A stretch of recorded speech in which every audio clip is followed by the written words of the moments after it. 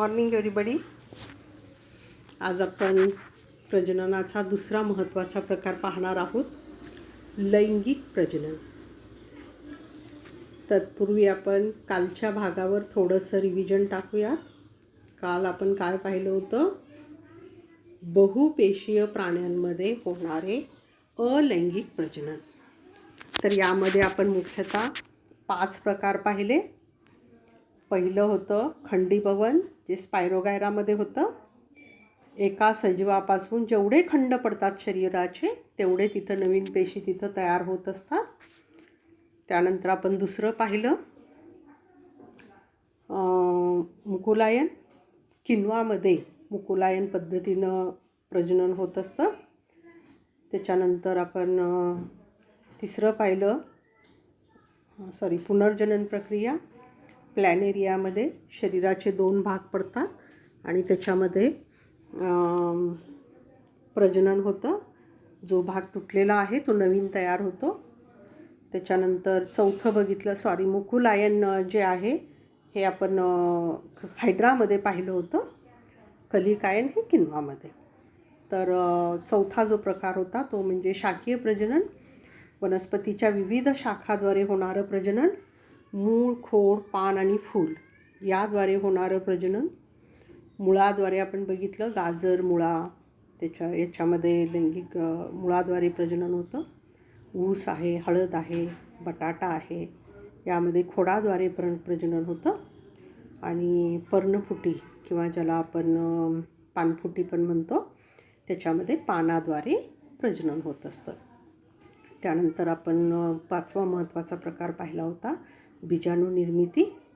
बीजाणुनिर्मितीमध्ये बीजाणुधानी असते, म्हणजे मुख्यतः म्युकर जे परपोषी असतात, कवकवर्गीय वनस्पती आपण ज्याला म्हणतो, त्याच्यामध्ये बीजाणुनिर्मिती पद्धतीनं प्रजनन होत असतं. तर त्यानंतर आपल्याला आता पाहायचं आहे महत्त्वाचा लैंगिक प्रजननाच म्हणजे काय. तर पाठाच्या सुरुवातीलाच मी सांगितलेलं होतं, युग्माणूची निर्मिती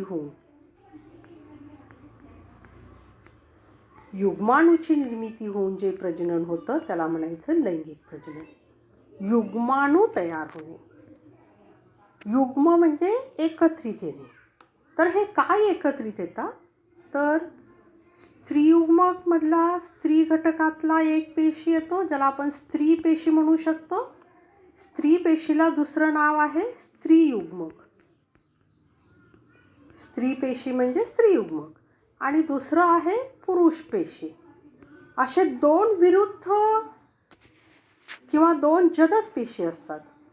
2 जनक पेशीपासून युग्माणू तयार होतो, म्हणून त्याला आपण युग्माणू निर्मिती झाल्यानंतर लैंगिक प्रजनन म्हणतो. तर स्त्री पेशीचा स्त्रीयुग्मक आणि पुरुष पेशीचा पुंयुग्मक हे दोन्ही एकत्र येतात आणि या दोघांपासून एकच असा पेशी, समजा हा स्त्रीयुग्मक आहे आणि हा पुंयुग्मक आहे, तर याच्यापासून काय होतं? एकच पेशी तयार होतो. हे अशा प्रकारे याला आपण काय म्हणायचं? युग्माणू. ठीक आहे. तर असं युग्माणूची निर्मिती होऊन जे प्रजनन होतं त्याला आपण लैंगिक प्रजनन असं आपण म्हणतो. तर यामध्ये पाहिलं आपण आता की नर जाती आणि स्त्री जाती अशा 2 प्रकारच्या जातींची आवश्यकता असते. म्हणून इथं काय होतं? स्त्रीयुग्मक एक असतो, पुंयुग्मक असतो. म्हणजे स्त्री या एका वेगळ्या प्राण्यांचं एक पेशी असतो, त्याच्यामुळे स्त्रीचे काही गुणधर्म त्याच्यामध्ये येतात, नवीन जे पेशी तयार होतो, आणि पुरुषांचे काही पेशी त्याच्यामध्ये येत असतात. म्हणून मग अशा प्रकारे काय होतं, जे नवीन जीव जन्माला येतं ते नवीन जीवाचे गुणधर्म जे असतात ते गुणधर्म आपल्या जनकापेक्षा खूप वेगळे असतात. अलैंगिक प्रजननामध्ये काय होतं? एकच जात असते, एकाच जातीचे असतात, म्हणून त्याच्यासारखं जसं तुम्ही गाजर लावलेलं आहे तशीच गाजरी. छोटे असतील गाजरं तर ते नंतर येणारी गाजरंसुद्धा लहानच असतात. काही गाजरं बघा तुम्ही मोठे मोठे लाल लाल रंगाचे असतात, त्याची जर तुम्ही त्याच्यापासून जर प्रजनन केलं तर तशीच गाजरे येतात. कारण त्याचे गुणधर्म जे असतात एकच पेशीपासून असल्यामुळं जवळपास सारखेच असतात. म्हणून आपण तोट्यामध्ये बघितलं होतं अलैंगिक प्रजननामध्ये की लैंगिक विचरणाचा अभाव जे आहे, जननिक विचरणाचा अभाव हे आपल्याला अलैंगिक पेशीमध्ये दिसून येतं. म्हणजे अपत्यामध्ये आपल्याला जास्त नवीन गुणधर्म आढळून येत नाही.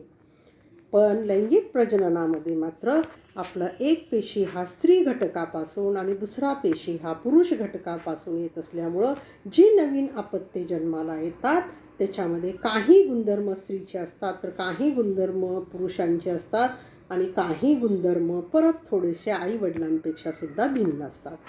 म्हणून तुम्ही खूपदा आपण म्हणतो आईसारखा उंच आहे, वडिलांसारखा गोरा आहे, किंवा काही गुणधर्म वेगळे, आजीसारखी खूप सुगरण आहे, आजोबासारखा खूप कर्तुबगार आहे, किंवा धिप्पाड आहे वगैरे असे. म्हणजे अशा प्रकारे काही गुणधर्म हे आईचे, काही गुणधर्म वडिलांचे आणि काही गुणधर्म नवीन आधीच्या पिढीचे सुद्धा त्याच्यामध्ये येऊ शकतात. खूपदा आधीच्या पिढीमध्ये आपण बघितलं होतं, पुढे तुम्हाला डिटेलमध्ये पाहायचं आहे, आईवडील खूप गोरे असतात पण एखादा मुलगा काळा जन्माला येतो. आणि जर तुम्ही त्यांच्या घरची हिस्ट्री पाहिली असेल तर त्याचे आजी आजोबा किंवा पणजोबा, खापर पणजोबा याच्यापैकी कुणीतरी खूप काळा असतं आणि तो गुणधर्म, काळा रंगाचा गुणधर्म हा पुढच्या पिढीमध्ये संक्रमित होत असतो. किंवा डॉक्टरांकडे वगैरे तुम्ही गेलात, खूपदा कॅन्सर वगैरे जर कोणाला झालेला असेल तर डॉक्टर आधी विचारतात तुमच्या घराण्यात कोणाला आधी झालं होतं का कॅन्सर. म्हणजे जर हे पिढी आहे, एका पिढीतून दुसऱ्या पिढीमध्ये संक्रमित होत असतात. त्याच्यामुळं जर तुमच्या हा आधीच्या पिढीतील कोणाला जर झालेला असेल तर तिथं मग पुढे ते होण्याची दाट शक्यता असते त्याच्यामध्ये. ठीक आहे. तर असं लैंगिक प्रजननामध्ये काय होत असतं, तर लैंगिक प्रजननामध्ये नवीन गुणधर्माचा अपत्य जन्माला येत असतो. मग आता हे लैंगिक प्रजनन जे आहे हे 2 टप्प्यात होत असतं.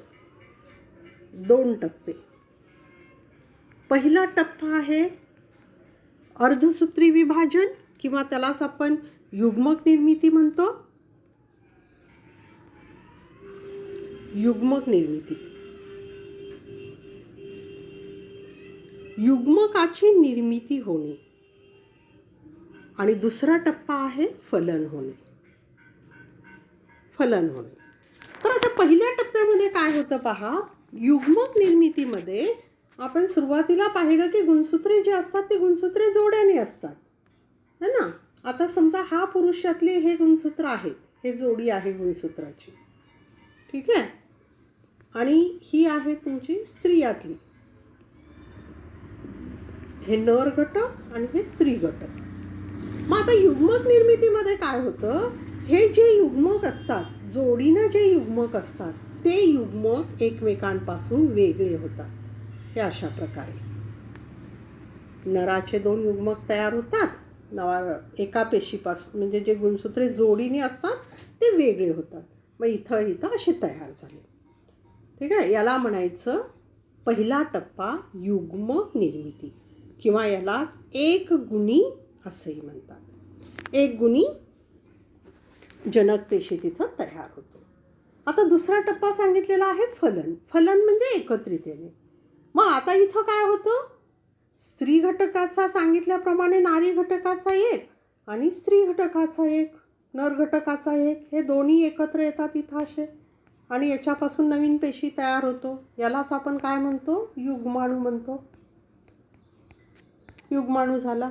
आता नंतर काय होतं, आता हा नवीन जीव तयार झाला, मग ह्या पेशी तयार झाला, याची परत विभाजन होतं, याची पूर्ण वाढ होते, ज्याला आपण भ्रूण म्हणतो. भ्रूण तयार होतं आणि परत अपत्य जन्माला आल्यानंतर परत तिथं त्याची पेशी विभाजन होऊन अनेक पेशी तयार होतात, पेशींची वाढ होत असते. मग आता जनकामध्ये काय होतं, आता यांच्याकडे एकच पेशी राहिलेला आहे, मग याचं विभाजन होतं. ठीक आहे. याच जो राहिलेला गुणसूत्र आहे आणि स्त्रीमधला राहिलेला गुणसूत्र, याचं विभाजन होतं. याच्यापासून 2 पेशी आणि या पेशीपासून परत 2 पेशी असे तयार होतात. म्हणजे असं एका पेशीपासून परत आता ज्याच्या त्याच्यामध्ये, म्हणजे नरामध्ये त्याचे 2 गुणसूत्रे झाली, स्त्रियामध्ये सुद्धा तिची 2 गुणसूत्रे झाली, आणि इथं एक नवीन युग्माणू इथं तयार झालेला आहे. म्हणजे इथं युग्माणू तयार झाल्यानंतर नर किंवा मादीमध्ये काहीही फरक पडत नाही. समजलं का? त्याचे परत गुणसूत्र जे एक गुणी तयार झालेले असतात परत ते द्विगुणी होतात, म्हणजे जोडीनं परत तिथं तयार होत असतात. तर अशा प्रकारे लैंगिक पद्धतीनं प्रजनन होत असतं. ठीक आहे. तर आपल्याला पहिल्यांदा फुलामधलं लैंगिक प्रजनन पाहायचं आहे. वनस्पतीमध्ये होणारं लैंगिक प्रजनन. वनस्पतीमध्ये सुद्धा लैंगिक प्रजनन होते. काल आपण मूळ, खोड, पान याद्वारे आपण पाहिलेलं अलैंगिक प्रजनन पाहिलं. वनस्पतीमध्ये मात्र लैंगिक प्रजनन हा वनस्पतीचा जो महत्त्वाचा अवयव आहे फुलाद्वारे लैंगिक प्रजनन होत असतं. म्हणजे वनस्पतीचा फूल हा लैंगिक प्रजननाचा घटक आहे. सगळ्यांनाच आता फुलाची रचना माहिती आहे. थोडीशी आपण बाहेरून बघितलेली आहे, पण आता थोडंसं तुम्ही आतल्या बाजूनं आपण पाहूया. हे कशा प्रकारे, हे पहा इथं असं तुम्हाला रचना दाखवलेली आहे, फुलाची रचना. तर सुरुवातीला काय होतं ते पहा इकडं. एक मिनिट.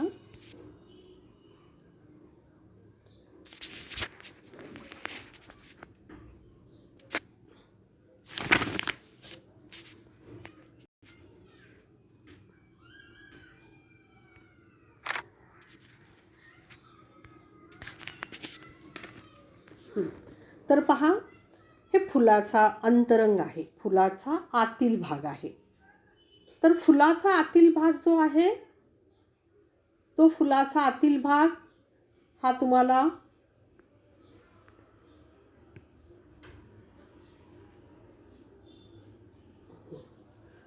तर फुलाचा आतल्या बाजूला अशा प्रकारे रचना असते. तर फुलाचे जे आहेत मुख्य 4 भाग पडतात फुलाचे. किती? 4 भाग. पहिला महत्त्वाचा भाग आहे निदलपुंज. निदलपुंज हे पहा इथं दाखवलेलं आहे. निदलपुंज आहे इथं खाली आहे. हे हिरव्या रंगाचं जे दिसतं ज्याला देठ जोडलेला असतो, देठ जोडलेला, हिरव्या रंगाचा देठ जोडलेला जो घटक असतो त्याला निदलपुंज म्हणायचं. म्हणजे तुमच्या आता लक्षात आलेलं असेल, जेव्हा फूल हे कळीच्या रूपात असतं, जे तुम्हाला हिरवा भाग दिसतो तो भाग म्हणजे निदलपुंजाचा असतो. नंतर हळूहळू काय होतं, त्याच्यातले दलपुंज बाहेर येतात, पाकळ्या बाहेर येतात आणि हे निदल खालच्या बाजूला असतं.